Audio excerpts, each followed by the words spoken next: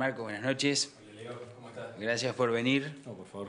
Gracias. Bueno, recién apuntaba a los vecinos que no es algo habitual, por lo menos para nosotros, poder charlar con un juez. Y aquí te tenemos, así que te agradezco por tu contacto. Arrancamos con el tema inicial, que es esta incorporación de la tecnología a la justicia, de alguna manera, ¿no? Vamos con eso. Antes te contesto lo que dijiste, sí, que no es habitual. En realidad, sí, es cierto, porque desde siempre se supone que los jueces podemos hablar solo a través de las sentencias. Lo que me parece que por la mala imagen que tenemos la gente que estamos en el Poder Judicial en la sociedad, está cambiando y por ahí estamos saliendo todos a explicar un poco más lo que hacemos, porque la verdad es que a veces la sentencia no se entiende. Claro. Y nosotros podemos dar razones de por qué decidimos de tal o cual manera, que por ahí es más fácil si las podemos explicar así. Lo que pasa es que antes estaba muy mal visto que saliéramos a hablar de otra manera que no fuera en lo académico en la universidad o en las sentencias. Ahora está cambiando esa mentalidad. ¿Mal visto en el ambiente, digamos, de la justicia? Y en el ambiente de la justicia y en general el juez era alguien como que estaba por encima de todos, allá arriba, intocable, impoluto. Exacto, sí. Con que era difícil acceder. Digo, yo entré a los 18 años en tribunales en el Juzgado Federal 2 y cuento la cantidad de veces que yo entré al despacho del juez con el que yo trabajaba, que no deben haber sido más de 5 en 3, 4 años que estuve. Porque yo trabajaba en la mesa de entrada y hoy los chicos que trabajan en la mesa de entrada conmigo entran al despacho cuando quieren, lo cual no es que habla bien de mí, digo, es un cambio de mentalidad, no es que eso lo hago yo. Hoy, a ver, antes, doctor, y casi que si nos saludaba lo contábamos. Sí. También dependía del juez, ¿no? Pero digo, estaba haciendo generalizaciones. Y hoy eso cambió. La gente, digamos, en el juzgado es más horizontal, en general. Bueno, un poco la sociedad cambió y un poco, como vos decís, un poco bastante, la sociedad demanda otra cosa de los jueces, ¿no? Que expliquen, que bajen al llano, que nos expliquen por qué toman las decisiones que toman, y que no sean semidioses, que en definitiva no lo son, porque son seres humanos que pueden equivocarse. Sí, claramente, y yo celebro que nos exijan. A mí me parece que nos hace necesariamente mejorar el hecho de que nos estén controlando, que nos critiquen, que me parece bárbaro. Y que tengan que dar explicaciones como dan, digamos, otras personas que toman decisiones, ¿no? Sí, totalmente. Obviamente que yo no puedo, por ejemplo, hablar de un caso concreto hasta que no tomo una decisión que se publica. No puedo adelantar opinión tampoco, porque si no la parte de decir no quiero que él resuelva. Pero después de muchas cosas que yo ya he hecho, puedo hablar tranquilamente, no hay ningún problema. Muy bien, buenísimo. Bueno, ahora vamos a hablar en general de la justicia y demás, de cómo ves vos, pero íbamos especialmente a esto de la incorporación de la tecnología a la justicia, cosa que va a venir muy bien a todos, ¿no? Sí, bueno, como te pasé hoy la información de este martes, hicimos una prueba piloto en la que se incorpora la tecnología, y lo que hicimos este martes, ahora te explico en qué se inserta. Eso se inserta en un marco más general. Lo que hicimos el martes fue tomarle declaración a una persona que estaba en Chascomús desde Dolores a través de la videoconferencia, que para un montón de personas dice, pero yo hablo todos los días por Skype y hablo todos los días por el Facebook. Sí, bueno, pero todavía en tribunales tenés que ir, presentar el papelito, pedirlo por escrito, te ponemos el cargo, que es un sello, lo llenamos con la mano, de eso le damos...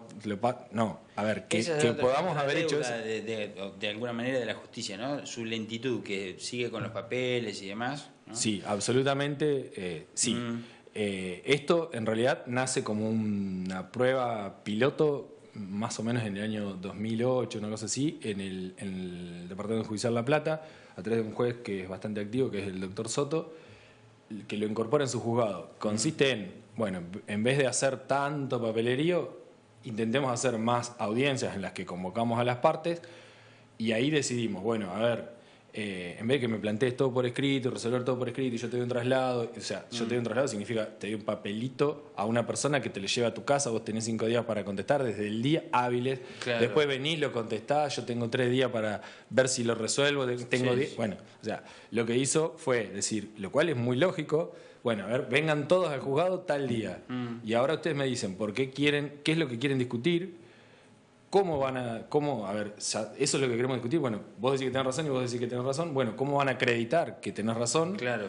Y a partir de ahí, todo lo que no se puede hacer de manera oral se hace lo más rápido posible, pero sabiendo específicamente qué es lo que necesito.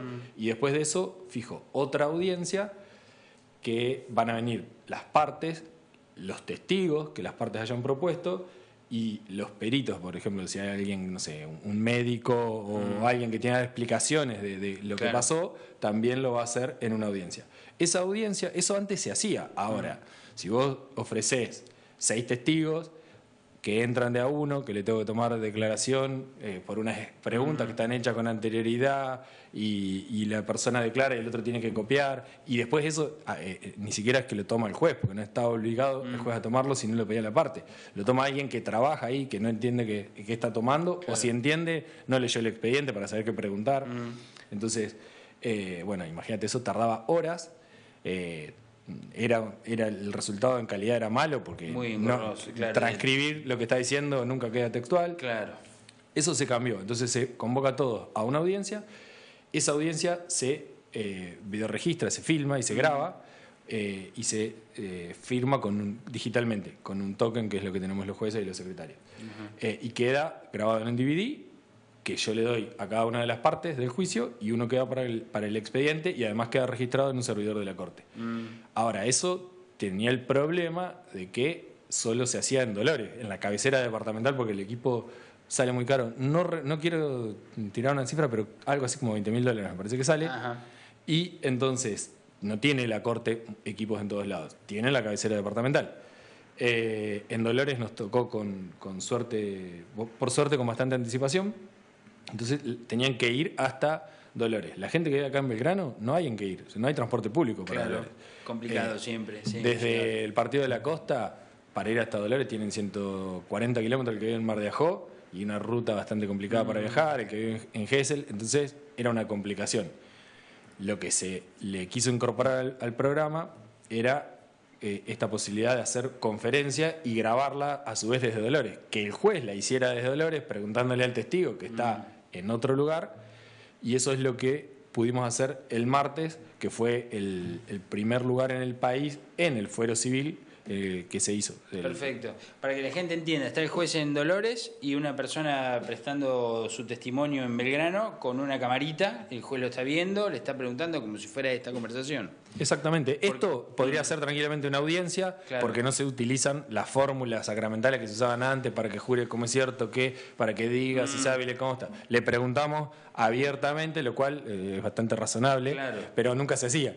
Claro, y además, digamos, esto da porque antes vos mandabas las preguntas, por ejemplo, para acá, para Belgrano. Antes nosotros, desde la cabecera departamental, un juicio que está allá y que las personas viven acá, le mandamos un oficio a la jueza de acá con las preguntas. ¿Sí?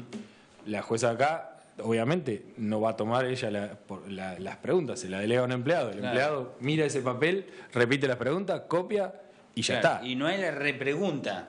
Salvo los abogados que están presentes, no, pero a ver, el que sabe qué decidir es el juez. Entonces, si yo estoy ahí, primero que para ir a la audiencia leo el expediente, porque quedo registrado, me daría vergüenza no saber de qué estoy hablando, entonces tengo que leer el expediente. Ya voy con la idea de cómo tendría que resolverlo. Entonces pregunto en base a lo que tendría que resolver. Igual que cuando en la primera audiencia, esta audiencia en la que se registra se llama de vista de causa, y hay otra que se llama preliminar, en la que decimos, bueno, lo que ustedes están discutiendo, lo importante para decidir es esto, esto y esto, no todo lo demás.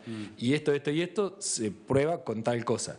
Ahí también, si está el juez que dice, bueno, a ver, ustedes están discutiendo un montón de cosas, pero te lo hago exagerado. En un accidente de choque están discutiendo el color del auto. No importa el color del auto. Bueno, no vamos a traer algo para probar qué color tenía el auto. Entonces, que el juez esté presente en esa situación también acelera el trámite porque dice, concreta. En cambio, si no, los abogados, ¿cómo? Cuando inician el juicio tienen que prever que el otro le vaya a decir que no o le vaya a decir que sí. Por las dudas ofrecen un montón de pruebas de más. El otro también ofrece un montón de pruebas más, el que lo despacha, si no es el juez firma, pero alguien lo proyecta el expediente. ¿Te imaginas? Hoy creo que firmé, hoy estoy a cargo de 3 juzgados y mañana también. debo haber firmado arriba de 300 expedientes. ¿Te imaginas que si yo me pongo a hacer todos, a proyectar todos? No, imposible. Entonces alguien te lo proyecta, vos lo lees así. Le dicen a todo que sí. Entonces tenés una cantidad de prueba infernal que hace que un juicio dure 4 años en vez de un tiempo razonable que podría ser 1 año. Esto fue una prueba piloto. Esto arrancó como una prueba piloto en la Ciudad de La Plata. Después de eso, el Ministerio de Justicia y Derechos Humanos de Nación lo tomó y ahora lo estamos utilizando en un plan del Ministerio de Justicia con la Suprema Corte de la Provincia de Buenos Aires, 50 jueces en toda la provincia en toda la provincia. La idea del Ministerio es que esto es hasta agosto del año que viene. Cuando esto termine, tratar de llevarlo al resto de las provincias, generalizar en todo el país este sistema. De hecho, el martes estuvimos en el CCK, en el Centro Cultural Kirchner, en una reunión con el ministro de Justicia, con Gil Lavedra y con los jueces y con Hilda Con, que es la vicepresidenta de la Suprema Corte, y la gente que empezó a usar esto, y había de otras provincias ya, preguntando. Claro. Así que la idea es que después se va a modificar toda la legislación para que esto se utilice en todos lados. Claro. ¿Por qué la justicia, en este caso, o no sé si es así, primero te pregunto si es que la justicia es lenta para tomar, por ejemplo, las cuestiones de la tecnología como se está tomando esta, y eso genera la lentitud que ya sabemos, que el acumulo de papeles. ¿Por qué es tan reacia, digamos, ¿no? a sumar tecnología que le viene bien a todos? Inclusive el delito sí, es mucho más rápido porque siempre está con lo último en tecnología, ¿no? Es una muy buena pregunta. A ver, la justicia, por definición, es conservadora porque viene atrás, o sea, la aplica. La división de poderes tenés poder ejecutivo, poder legislativo y poder judicial.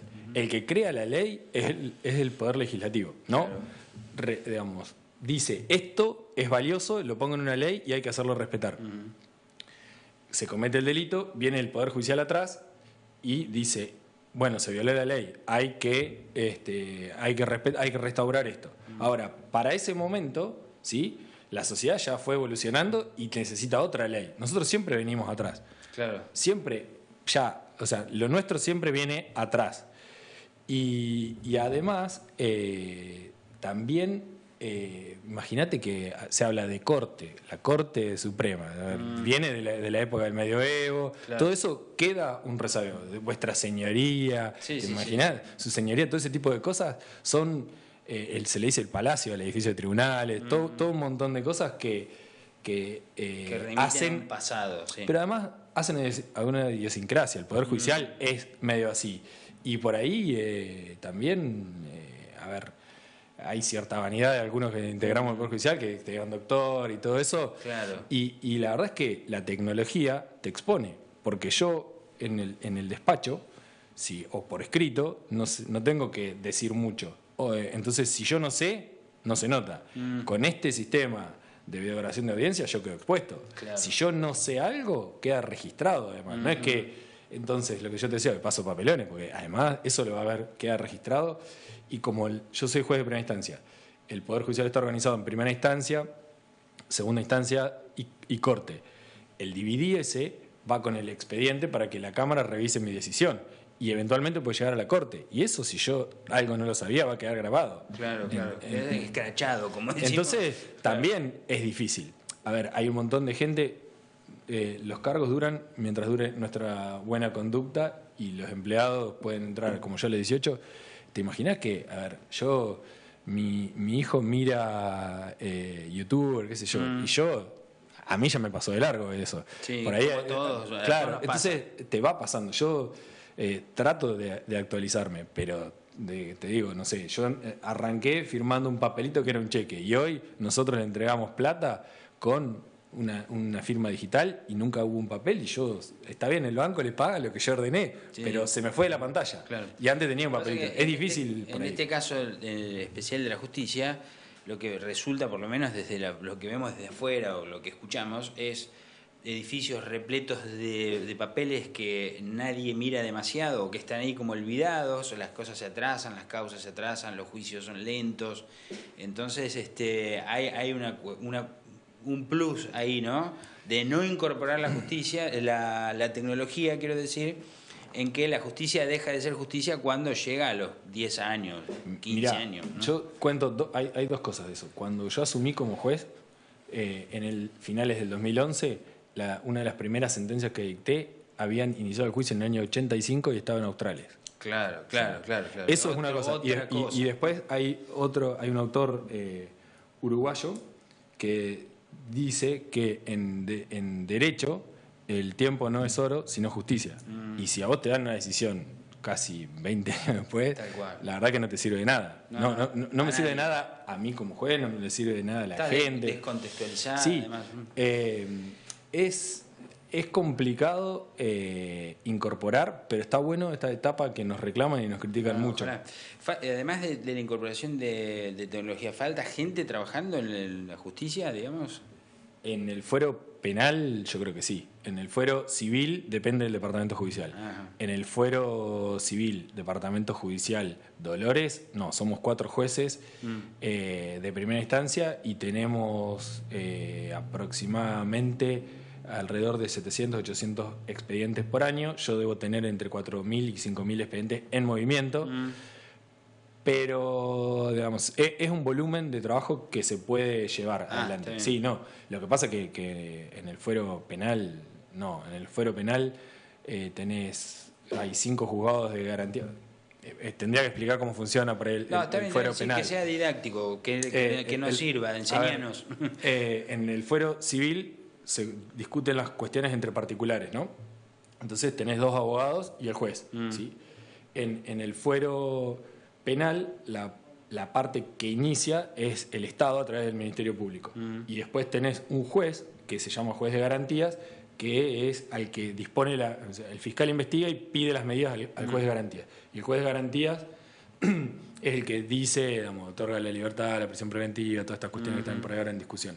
Entonces, para todo el departamento judicial Dolores hay 5, y vos tenés Villa Gesell, Partido de la Costa, Pinamar, Chascomús, Dolores, Ayacucho, y están tapados. Y después tenés, o sea, esa sería la primera etapa de investigación. Y después, si hay elementos como para sospechar que el delito se cometió, pasa a una segunda etapa que se llama juicio oral, que se hace ante un tribunal oral criminal, que son 3. Está integrado por 3 miembros. Igual hay tribunales menores, pero digamos, para resumir un poco la explicación. Y de ahí tenés 2. O sea, lo que es un delito, lo juzgan 6 personas divididas en 2 para todo. Y yo te digo que trabajan hasta a veces, fijan audiencias sábado y domingo. Claro, es poca gente. Y cambiar esto, ¿quién tiene que tomar la decisión de que haya más jueces, más juzgados? Es una decisión que depende del poder político. A nosotros nos nombra, a ver, los cargos se crean, los juzgados, perdón, se crean por ley de la legislatura de la provincia de Buenos Aires. Las designaciones de jueces, que hay un montón de juzgados vacantes.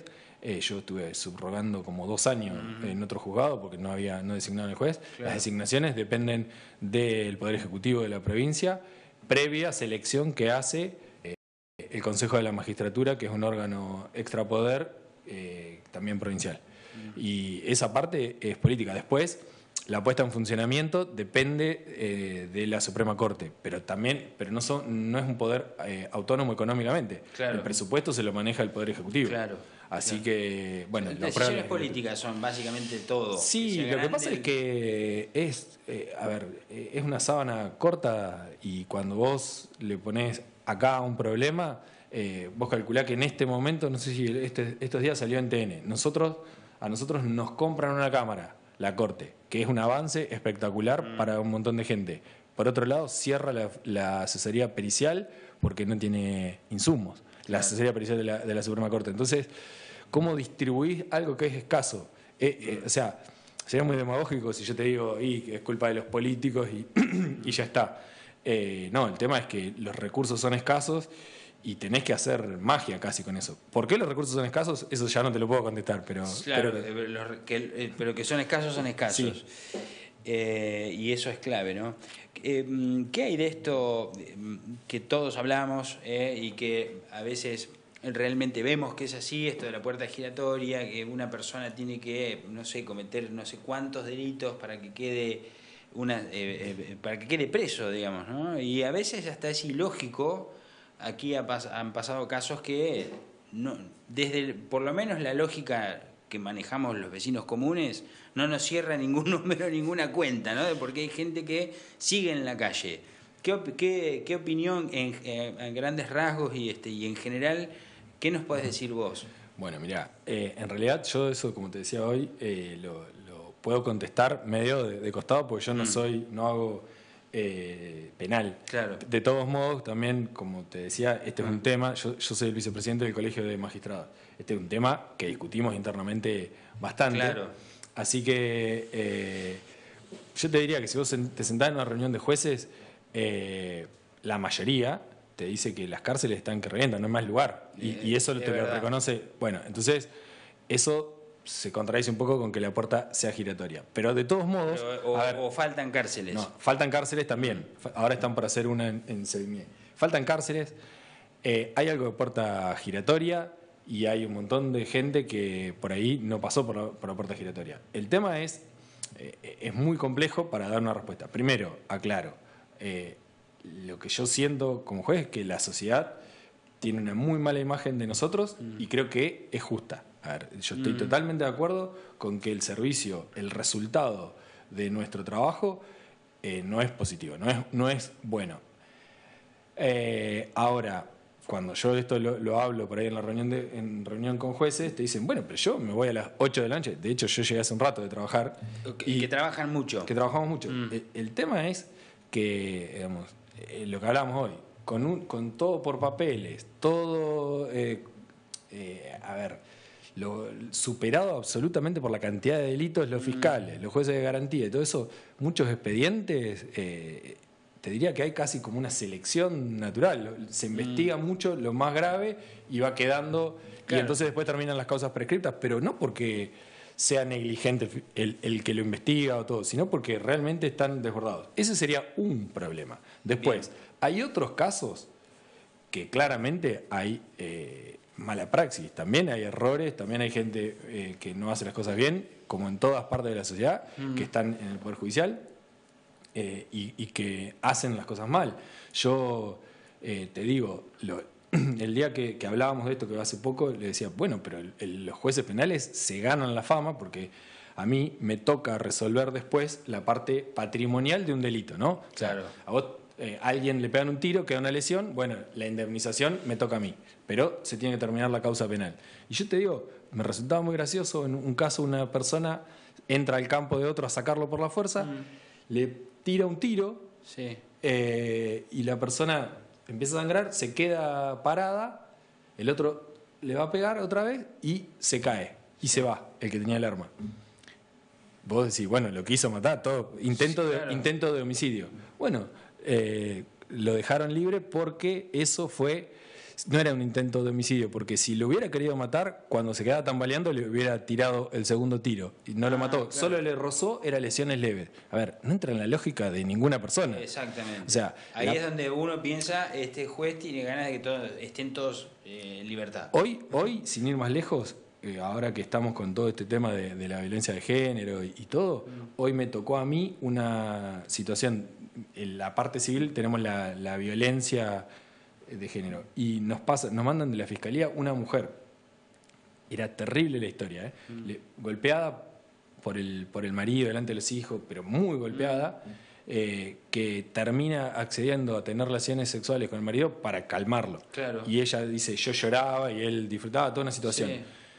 Resulta que lo caratulan lesiones leves, no violación, y también lesiones leves es nada. A ver, eso no hay duda, que ahí hay un actuar negligente. No tengo duda de eso. Esos son algunos del fiscal que lo califica. ¿Sí? Y entonces le pregunta si tiene ganas de instar la acción penal por lesiones leves. La víctima, que ya había salvado en ese momento su vida y estaba, digamos, la víctima de violencia hay como el ciclo de la violencia implica que después de esa situación en general el violento se arrepiente, le pide perdón, vuelve a la etapa de amor, entonces lo perdona. Si vos le vas a preguntar después si va a instar la acción penal, probablemente te diga que no. Ahora, si ya había hecho la denuncia y la violación, que es un delito que depende de instancia privada, una vez que denunciado se investiga, de eso no se podía desistir. Ahí claramente hay un caso de mala praxis, digo. Entonces, tenés falta de recursos, situaciones de mala praxis. Las de mala praxis son las que salen por la tele. Obviamente las más atractivas son las que están mal hechas. Claro. Y después hay muchas, ¿eh? Y después hay muchas de estas. Pero si yo te dijera la cantidad de expedientes que hay y la cantidad de casos que trascienden porque se hizo algo mal, es ínfima. Yo te digo, yo hoy firmé un montón de expedientes. Si yo firmé 300, ponele, y 299 los firmé bien, y uno mal, el único que va a tener importancia es el que firmé mal. Bueno, pero eso, Marco, se contradice con ese número que conocemos todos, que hay, o que por lo menos se dio a conocer, que hay un 80% de reincidentes. O sea, gente que comete delitos y sigue en la calle. Bueno, a ver, eso es otra cuestión. Primero, hay una... A ver, y esto, yo no estoy diciendo que defiendo esto. Digo, explico legalmente cómo es. La Constitución que se hizo en 1853 no es que la hizo ni Kirchner, ni Macri, ni Alfonsín. Se hizo en 1853. Ya establece la presunción de inocencia. Claro. Solo se pierde con una condena, ¿sí? Entonces, hay delitos que son escarcelables y delitos que no son escarcelables, que son los menos. La mayoría son escarcelables y además también tiene que ver con las situaciones en las que se niega la escarcelación, es cuando hay riesgo de fuga o puede impedir la investigación. Claro. En general, si vos no tenés ninguna actitud de fugarte o no podés impedir, te van a dejar en libertad en general, claro, porque no está previsto legalmente, pero no es porque eso... Pero eso no lo decide el juez. Nos cuesta entender también a los vecinos es que mientras la persona está en libertad, el juicio sigue, ¿no? O sea, nos parece que está en libertad es porque ya lo absolvieron y eso no es así. No, claro, de ninguna manera. Está en libertad mientras se tramita la causa, se intenta acreditar, porque, a ver, lo que pasa es también... yo saco la tapa de un diario y digo que pasó determinada situación y todo el mundo cree, pero el juez no puede resolver en base a la tapa del diario. Yo tengo que tenerlo por acreditado. De hecho, ¿vos te acordás lo que pasó con el empleado municipal que habían abusado supuestamente en Chascomús?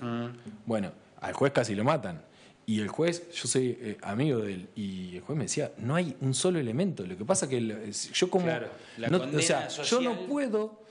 Además, él dice, miren, yo tengo que resolver por el expediente. La única garantía que vos tenés de que yo no te condene porque no me gustó tu cara es que haya pruebas. Si las pruebas no están en el expediente, yo puedo tener la misma sensación que cualquier persona. Cuando resuelvo, a mí mirá, te cuento una de mi juzgado. Vuelve una nena golpeada de la escuela. Llega golpeada a la casa, toda llena de moretones. Demandan a la escuela. Yo no tengo probado que la golpearon en la escuela. ¿Sí? Ahora, si viene mi hijo golpeado de la escuela, yo como papá voy a estar muy molesto. Claro. Pero como juez yo necesito probar. Y si la nena, suponete que le pegaron en la calle o pasó alguna otra cosa, yo no puedo condenar por una cuestión de lo que me parece o lo que me gustaría tampoco. Porque eso hace la seguridad de el que está en el juicio. Aunque sea obvio, digamos. Aunque una cosa sea obvia. Pero a veces si yo, mirá, si yo te digo a veces, vos lees el expediente y no es tan obvio. Muchas cosas que parecen obvias después no son tan obvias. Los casos evidentes se juzgan en flagrancia de manera inmediata. Existe eso también. Lo que pasa es que de verdad, a ver, y yo no estoy hablando bien del Poder Judicial, porque insisto, yo doy clase en la facultad y empiezo diciendo que casi que nos tendrían que cerrar, que un día la gente se va a dar cuenta, nos van a prender fuego, porque le reclaman a los políticos, pero el resultado nuestro... O sea, sos autocrítico, sos crítico del sistema en el que vos... Yo creo que una empresa, a ver, no podés privatizar la justicia, pero con lo que se invierte en el juzgado del que yo estoy trabajando, si eso se lo das a una empresa privada, tiene mucho más rendimiento. Ahora, no podemos manejarnos con criterios, la justicia con criterios de empresa, porque voy a resolver lo que conviene económicamente y no lo que es justo, ¿sí? Yo eso coincido, no estoy defendiendo la justicia, estoy diciendo que no siempre, ¿sí?, es como trasciende en los medios. Mira, muchos casos se me vienen y por ahí... hace poco estuvo en el programa de Mirta Legrand una mujer hablando de una jueza de Dolores, de la jueza de familia, ¿sí? Dijo un montón de cuestiones que se solidarizaron, se pusieron de las manos, pidieron que se haga justicia, le pedían el jury a la jueza, ¿sí? Yo conozco el expediente y te explico una cosa. Un nene golpeado por la mamá gravemente termina internado con un problema en el vaso que corría riesgo su vida. La mamá termina presa, la mamá vive en situación de calle, 15 años. Cuando vos hablás de todas estas cosas es gravísimo, ¿no? Entonces le pega, pobre, la mamá también es víctima de todo lo que viene pasando. Porque nosotros siempre reclamamos cuando pasan, pero no antes. Una víctima que se convierte en victimario. Sí, en ese caso se convierte... A ver, perfecto. Y entonces, mientras vos resolvés si podés vincularlo con su familia de origen o lo vas a dar en adopción a ese bebé, tiene que estar en un lugar. Podés ponerlo en un hogar o con una familia de abrigo, ¿sí? Que es una familia de tránsito provisoria. Esa familia no lo va a adoptar y no puede cumplir los requisitos de adopción, ¿sí? Entonces, se decide, mientras lo tiene una familia, que es la que fue a la tele, lo tiene una familia mientras tanto, para no institucionalizarlo al nene, y después se resuelve que no puede volver con su familia de origen, que hay que darlo en adopción, ¿sí? Obviamente lo que tenían a este nene de manera provisoria empezaron a decir, no, a mí me dijeron que yo lo tenía en adopción, que la jueza mintió, qué sé yo. Bueno, acá en el expediente, sí. En el expediente firma y se notifica y consiente que es provisorio. Y en televisión yo lo escuché, que dijo que no, que ella le habían dado, que la jueza le había dicho, le había felicitado, te vas con tu mamá.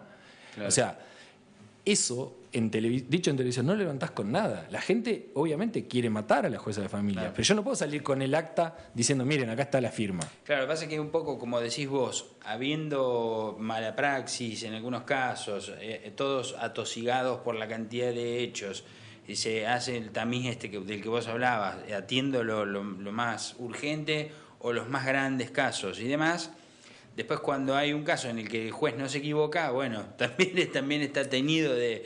Y quiero que me digas esto, Marcos, porque hablamos de, bueno, las cantidades de casos en relación a los jueces que hay, hablamos de... Mira una parte sola. Mira solamente las condiciones de la víctima. Claro. Y en ese sentido coincido porque, a ver, habrán escuchado al ministro de Justicia que viven en una cárcel que tiene capacidad para 1.000 personas, hay 3.500, no tienen vidrio. Eso es verdad, claro, las dos cosas son verdad.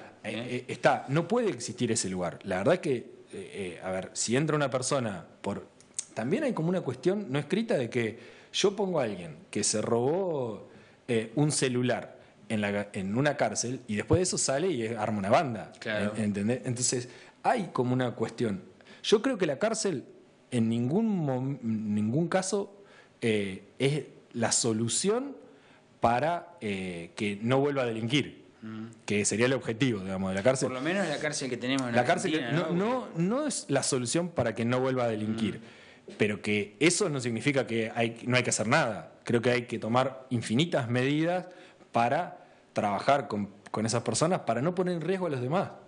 Pero claramente la cárcel no está dando resultados. No está. ¿Es un tema mundial o hay un lugar en el mundo donde las cosas funcionan mucho mejor a imitar? No sé, yo te lo digo por libro, no porque haya vivido en experiencia. Claramente en los países donde la desigualdad social es menor, claro. El delito es menor y de hecho yo en Suiza o Suecia pusieron como cerraron una cárcel y le hicieron tipo paseo, donde hay un restaurante y todo, porque tiene el índice de delincuencia muy bajo. Y digamos, hay países en los que los policías no están armados. Entonces, pero siempre eso va relacionado con que no haya desigualdad. Yo mirá, no sé cuánto tiempo tenemos, yo podría tratar... No, un ratito más, sí, porque tengo otras cosas, lamentablemente. Pero si querés otro día seguimos. Yo no tengo... a mí me apasiona esto, así que no... Sí. ¿Y por qué? Porque siento que el reclamo que todos nos hacen es justo y es fundado. Entonces, a ver, trabajo de esto... En mi casa nos reunimos siempre en Mar del Plata en Semana Santa con todos mis parientes. Soy el único abogado. Me matan. Mi hermano es veterinario, mi tío es electricista, mi vieja... Bueno, obviamente soy el responsable de todos los males que pasa. Me atacan por todo lo que pueda. No tuve nada que ver con ese caso, capaz, pero bueno, no importa. Igual. Y yo siento que está bien. Ahora, cuando trabajo lo tengo en cuenta eso. Trato de dar una respuesta fundada. Entonces, por eso este tema me apasiona. Igual, yo lo que creo, como para cerrar el tema, es que le reclama la sociedad la seguridad al Poder Judicial. Y el Poder Judicial, para empezar, viene después. ¿Sí? Viene después que ya el hecho de inseguridad sucedió. Claro, hay que prevenirlo antes. Primer punto. Sí. Segundo punto, y va a ser mucho más políticamente incorrecto. En Belgrano reclamaron por una ayudantía fiscal. ¿Sí? Tenemos una ayudantía fiscal. ¿Cuándo interviene la ayudantía fiscal? Cuando el delito ya se cometió. ¿Sí? Siempre, lamentable, no es una cuestión de clase, pero en la mayoría de los delitos, yo todos los días veo gente entrar a declarar y no hay una persona de clase media. Son toda gente de clase baja, muy pobre, que vos lo ves. Yo no sé, Zaffaroni dice que los buscan por el perfil, puede ser, pero digo, no hay. Entonces, si vos te preocupás mucho más por tener una ayudantía fiscal que por intervenir y asistir socialmente a las personas que hoy están en una situación de riesgo, vos seguís multiplicando los que pueden llegar a cometer un delito porque están excluidos, cada vez se van siendo más grandes. Entonces vos hoy tenés 10, que si no los asistís, mañana tenés 20, 30 y así. Y tenés una sola fiscalía, mañana ponés 2, pero siempre venís atrás. Yo te digo, lo veo, acá en Belgrano veo casos graves de nenes por ahí que no están asistidos, que roban con 8 años, porque están todo el día en la calle, que además la solución para eso es que los vecinos le pegan cuando lo agarran robando. ¿Sí? El nene no tiene ninguna asistencia, duerme, yo lo he visto, duerme en el piso, pleno invierno, todo. A ver, si ese nene un día alguien le da un arma y a los grandotes que le pegan porque roba los mata, va a estar mal. Pero ¿qué hicimos nosotros como sociedad? Porque ese día van a salir todos a hacer una marcha para que el nene esté preso. Pero hoy, y entonces a esto mis parientes me contestan, bueno, pero yo pago mis impuestos. Sí, pero creo que no alcanza con eso solo. Si no tenemos un poco más de compromiso, no lo vamos a modificar. Sí, no, está claro que con digamos, más juzgados y más policías no es la solución a los problemas de inseguridad, de desigualdad social, obviamente hay que arrancar de antes. Pero, mientras tanto, los vecinos, digamos, pretendemos que hoy, la foto de hoy, bueno, todos más o menos se involucren y hagan lo que tienen que hacer. Coincido. Mirá, yo no voy a hacer nombres, pero a ver, eso es absolutamente así. Yo hablando con los jueces de garantías, es ridículo lo que voy a decir, pero es verdad. O sea, es que se turnan los jueces de garantía. La mayoría de los delitos se cometen cuando hay un juez de garantía. Eso evidencia que nosotros estamos haciendo las cosas mal como Poder Judicial también. Yo no estoy diciendo que el Poder Judicial, lo que digo es reclamar la seguridad solo al Poder Judicial y solo con policías es entrar tarde. Claro. ¿Sí? Y a futuro, si nosotros queremos, o sea, hoy hay que hacer algo con los delitos que se están cometiendo. Obviamente, yo no estoy diciendo no hagamos nada, pero también tenemos que empezar a incorporar gente, porque si no se sigue ampliando el caldo de cultivo para futuros delitos y venimos siempre atrás. Estamos totalmente de acuerdo. Bueno, te agradezco muchísimo por tu apertura. Hubieron algunas otras preguntas. Quería saber qué opinabas. ¿Podés, en un minuto, contarme qué opinás de la justicia federal? Que bueno, hoy hablamos de los jueces que durmieron algunas causas, ahora las aceleran, las vuelven a dormir. Hay quienes no confían en estos jueces, hay quienes sí. ¿Qué opinás? ¿Qué opinión general tenés vos de esto? Si es que podés. A ver, es el límite opinar sobre el trabajo de otro juez, claro. Es el límite. Me indigno, como todos, por los medios, me indigno porque no se está dando... A ver, claramente creo que de Ollarvide puedo hablar, me da vergüenza, a mí lo que hace, me da vergüenza antes, me da vergüenza ahora, me dio... Te diría que, aunque sea muy fuerte decir, me dio asco el día que dijo que los perros le toman champán de la boca, que salía en el diario. Sí. Me parece impresentable y creo que los reclamos mayoritariamente son justos. Ahora, con todo lo que dije hoy, que los errores, cuando hablaba de la justicia provincial, también puede ser aplicable a la justicia nacional. Si vos solamente tenés en cuenta los casos mediáticos que tiene, ¿cómo se llama el juez de la causa de Cristina? Se me fue ahora el nombre, el de Barrita. Tiene la fiesta. No, no. Sí, ya sé. Bueno, Sí. tiene lo de los chicos que murieron por las pastillas de Superman. Tiene la causa de Cristina. ¿Casanelo? Casanelo. Tiene, vos empezás. Tortuga, le decían. Bueno, que Tortuga, exactamente. Ahora, vos empezás a anotar las causas que le caen a Casanelo. Claro. Y vos decís, bueno, ¿y cuándo? ¿Cómo hace? Porque esas son las que están en los medios. Y tiene un montón que no están en los medios. Y entonces pasa horas tomando declaración y todo. Sí, volvemos un poco a lo mismo que... Volvemos al sistema. A ver, yo no lo conozco, no sé, no puedo ni defenderlo ni atacarlo. Lo único que digo es que me indigna por ahí las cosas que veo por los medios, supongo que serán ciertas, y también veo como juez que están sobrepasados de trabajo y que es difícil la respuesta. Está bien. Bueno, muchísimas gracias. No, por favor, Marco, gracias a vos.